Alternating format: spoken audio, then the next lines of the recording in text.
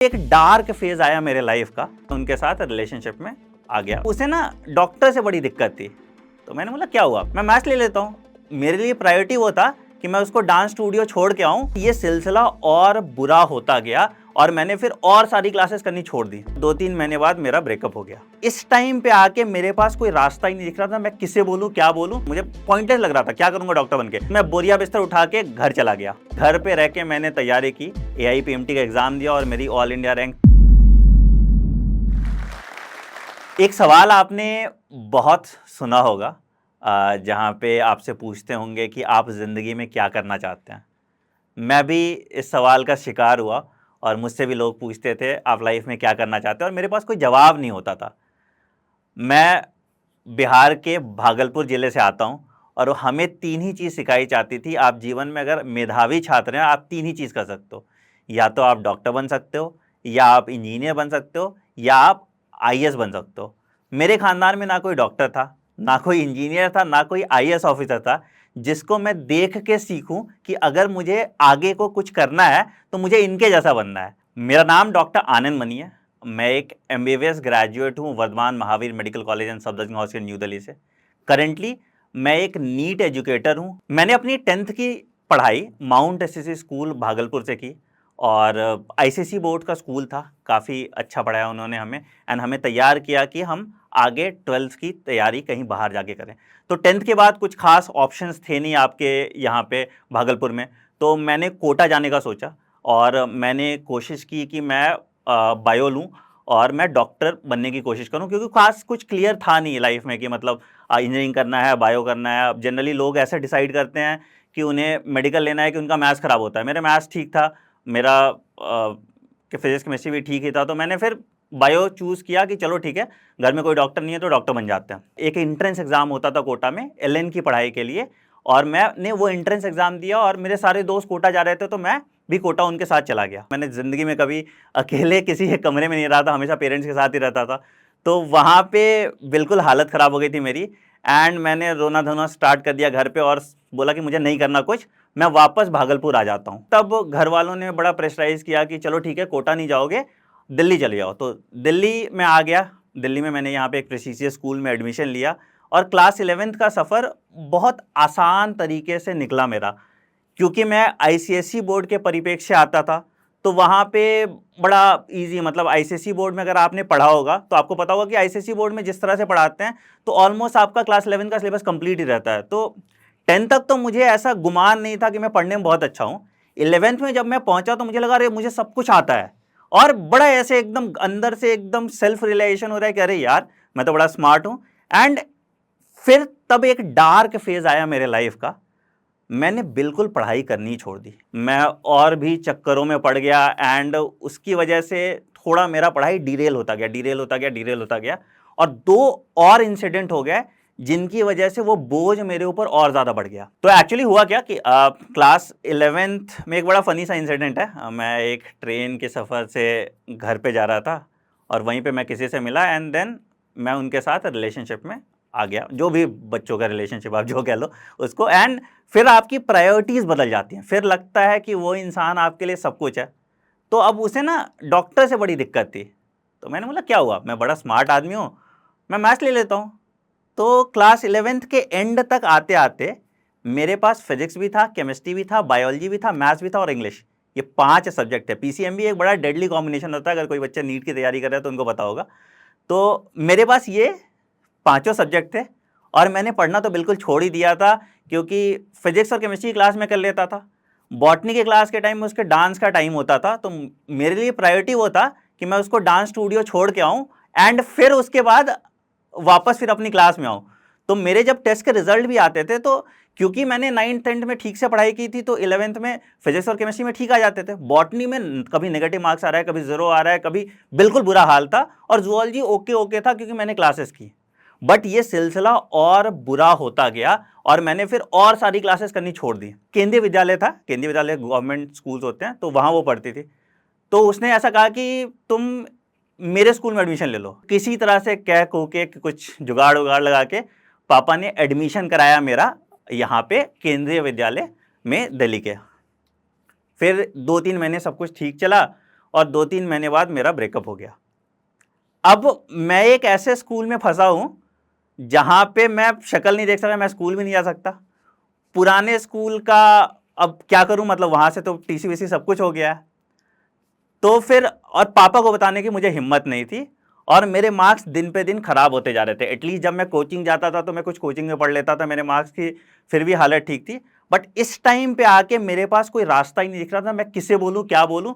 एक तो बहुत डेवास्टेटेड फील करता था, एकदम बिल्कुल एनर्जी फील नहीं आती थी, मुझे पॉइंटलेस लग रहा था क्या करूंगा डॉक्टर बनके। तो फिर एक बहुत अजीब सा माहौल हो गया था, और 3-4 महीने बिल्कुल गलत संगति में बीता, बिल्कुल लाइफ बेकार लग रही थी, मतलब कुछ समझ नहीं आ रहा था आगे क्या करना है। अब उसके बाद प्री बोर्ड का टाइम तब तक आ गया था क्लास 12 के, एंड प्री बोर्ड में मुझे अभी भी याद है मैं सब्जेक्टली फेल कर गया था। मैंने किसी तरह से हिम्मत जुटा के अपनी मम्मी को फ़ोन किया, और मम्मियों को पता चल जाता है जब आप कुछ ऐसा करते हो तो मेरी मम्मी आके मेरे पास ही यहाँ रहने लग गई। तो एटलीस्ट जब मम्मी आ गई यहाँ पे तो वो बुरी आदतें तो छूट गई, और मैं कोशिश करता था फोकस करने के लिए। बट ओवरनाइट आपने 1 साल से कुछ पढ़ा नहीं है, कुछ समझ ही नहीं आता था आप क्या करोगे, कैसे पढ़ोगे, क्या लिखोगे। तो मैंने एक तरीका डिवाइस किया कि क्योंकि मैं हर 5-10 मिनट में डिस्ट्रैक्ट हो जा रहा था, तो मैंने क्या किया, मैं लिख के पढ़ना स्टार्ट किया। मैंने मतलब मुझे याद है मैंने एनसीईआरटी पूरी लिख दी होगी नोटबुक में, क्योंकि अगर मैं नहीं लिख रहा हूं तो मैं अचानक से डिस्ट्रैक्ट हो जाऊंगा, मैं दूसरे थॉट्स में चले जाऊंगा। एंड किसी तरह से मैंने अपना बोर्ड का एग्जाम दिया। तो जब बोर्ड का एग्जाम ठीक ठाक चला गया तो फिर मुझे लगा कि चलो नीट का एग्जाम भी अब दे लेते हैं। बट अंततः मेरा नीट में फर्स्ट अटेम्प्ट में सिलेक्शन नहीं हुआ। मैं बोरिया बिस्तर उठा के घर चला गया। अब घर पे बहुत अजीब सा माहौल हो जाता था जब आप घर पे हो, मतलब पेरेंट्स तो मेरे बहुत सपोर्टिव थे, बट जब बात आती थी रिश्तेदारों की तो अब वो ऐसे मतलब लोकल लैंग्वेज में बोलते थे कि बोले रही हो ना कि आपके बेटा का सिलेक्शन नहीं होगा, और फिर वो ऐसे भी बोलते थे और भेजी बेटा को दिल्ली। किसी तरह से मैंने पूरा साल बिताया, एंड घर पे रह के मैंने तैयारी की, और मैंने तभी AIPMT होता था, AIPMT का एग्ज़ाम दिया, और मेरी ऑल इंडिया रैंक 416 थी। मैं जिस हाल में था और जिस हाल से मैंने ऑल इंडिया रैंक 416 स्कोर किया सेल्फ स्टडी करके, तो मुझे बड़ा खुद पे बड़ा अच्छा प्राउड मोमेंट फील हुआ। जब ये एग्ज़ाम का रिजल्ट देखा था तो वो भी बड़ा फनी सा इंसिडेंट था कि अब रिजल्ट हम लोग को जाके साइबर कैफ़े में देखना पड़ता था, घर पे तो कंप्यूटर था नहीं। तो अब साइबर कैफ़े में कभी सिस्टम लोड होता था, कभी सिस्टम लोड नहीं होता था, और हमने क्या किया कि प्रिंट आउट निकाला। अब किसी तरह से जब रिजल्ट आया तो देखा, प्रिंट आउट निकाला, तो प्रिंट आउट में 416 दिख रहा था। तो मुझे लगा आगे कोई 1 नहीं है, 2 नहीं है, 3 नहीं है, मुझे लगा 4 डिजिट रैंक होगा, 5 डिजिट रैंक होगा, कैसे 3 डिजिट रैंक आ गया। बट फिर भी ठीक है, मैंने एक और प्रिंट आउट निकाला। फिर उसके बाद घर पे गए तो पापा को विश्वास नहीं हो रहा, पापा को लगा कि इसने कुछ एडिट वेडिट करके लेके आ गया है रिजल्ट, इसका सिलेक्शन नहीं हुआ है। फिर फाइनली मैंने एडमिशन लिया Vardhman Mahavir medical college new Delhi में, एंड पहला साल मेरा बहुत बहुत बहुत बहुत एक्साइटिंग था।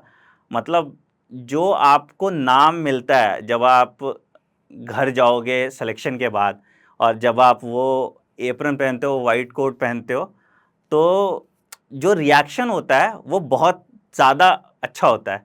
जब मैं MBBS का सफ़र तय ही कर रहा था तो उसके बीच में बहुत सारी अपॉर्चुनिटीज़ मुझे मिली, जहाँ पे मैंने अपने करियर की शुरुआत होम ट्यूशन से स्टार्ट की। जितने प्रोफेसर्स के बच्चे थे, जितने ऐसे लोग थे, मुझे होम ट्यूशन के लिए बुलाते थे।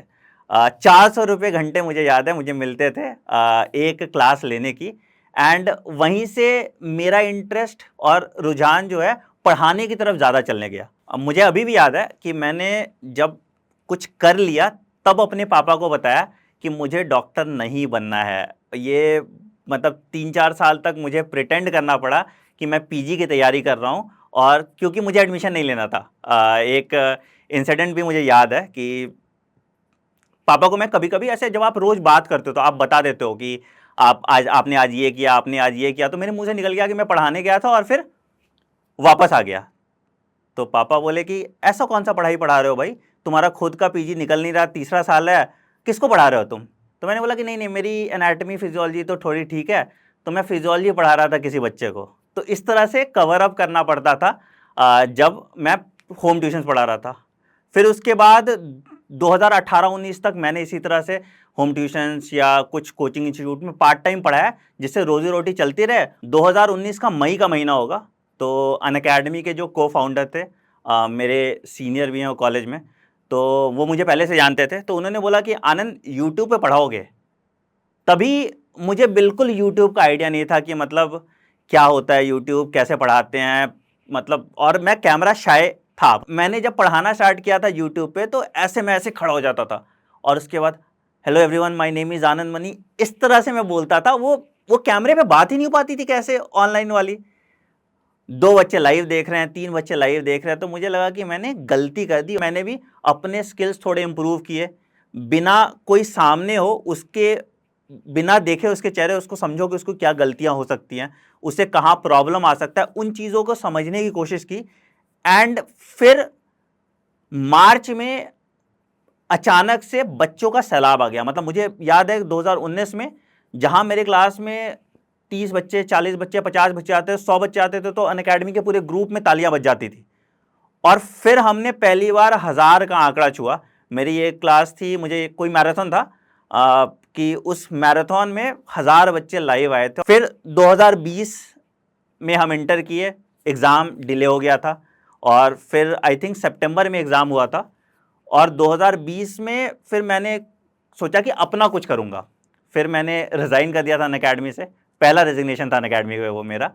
एंड मैं कहीं छुट्टी पे गया हुआ था और अचानक से जिस दिन रिजल्ट आया, इतने बच्चों के फ़ोन मेरे पास आए कि सर मेरा ये हो गया, मेरा यहाँ सिलेक्शन हो गया, मेरे इतने मार्क्स आ रहे हैं, बायोलॉजी आपकी वजह से मेरे 360 में 360 आ गया। और ये सारे वो बच्चे थे जिन्होंने मतलब कोविड के बाद मुझे फॉलो किया था। मतलब वो किसी ऑफलाइन इंस्टीट्यूट में पढ़ रहे थे और कोविड आने की वजह से सिर्फ क्रैश कोर्सेस या कुछ ही ऐसे कोर्सेस में मेरे साथ वो जुड़े रहे। फिर वहाँ से फिर मेरा एक्चुअल सफ़र स्टार्ट हुआ और आज 2023 है, मैं अभी तक पढ़ा रहा हूँ और मैंने कई बच्चों को टॉप रैंक भी प्रोड्यूस किया। इनफैक्ट रैंक 1, रैंक 2 वाले बच्चों को भी मैंने पढ़ाया। अभी मैंने एक कंपनी अपनी डाली है जिसका नाम है फंडाबॉक्स लर्निंग प्राइवेट लिमिटेड, मैं उसका सीईओ हूँ। मैंने अपने 6 साल के टीचिंग करियर में 10,000 से ज़्यादा डॉक्टर्स बना दिए हैं। अब मैं जिस शहर में जाता हूँ या जिस मेडिकल कॉलेज में जाता हूँ, कोई ना कोई ज़रूर मिल जाता है जो आके पाँव छूता है और बोलता है सर मैंने आपसे पढ़ा है। बिहार में रह के नीट की तैयारी करने वाले छात्रों के लिए 3 टिप्स है। पहला कि बेटा आप पीयर प्रेशर में आके डॉक्टर बनने का सपना पूरा ना करें। अगर आपके पिता का सपना है आपको डॉक्टर बनते हुए देखने का, तो ज़रूरी नहीं है कि वो आपका भी सपना है। आप जीवन में कुछ और भी करके बहुत अच्छा कर सकते हैं, जो मैंने बहुत हार्ड वे से सीखा। दूसरा, और भी ऑप्शंस तलाशिए आपके, जो भी आपको लग रहा है कि मैं इस फील्ड में ज़्यादा बेटर कर सकता हूं, तो आप उस चीज़ पे फोकस रहें। तीसरा, अगर आपका सच में सपना डॉक्टर बनना ही है और अगर आपके फिनेंशियल कंस्ट्रेंट है, तो ऐसा कोई चीज नहीं है जो अब आप नहीं कर सकते हो। मेरा चैनल है डॉक्टर आनंद मनी के नाम से, जहां पे मैं छात्रों को फ्री में पढ़ाता हूं। और अगर आपका सपना डॉक्टर बनने का है तो सिर्फ उस चैनल से पढ़ के आप डॉक्टर बन सकते हैं। तोरा सबके अगर ऐसा लग रहा हो कि जोश टॉक्स बिहार जमीनी स्तर के कहानी, किस्सा और लोग सबके जीवन यात्रा अगर दिखा रहा है तो एकरा सब्सक्राइब करूँ, लाइक करूँ और वीडियो शेयर करते रहूँ।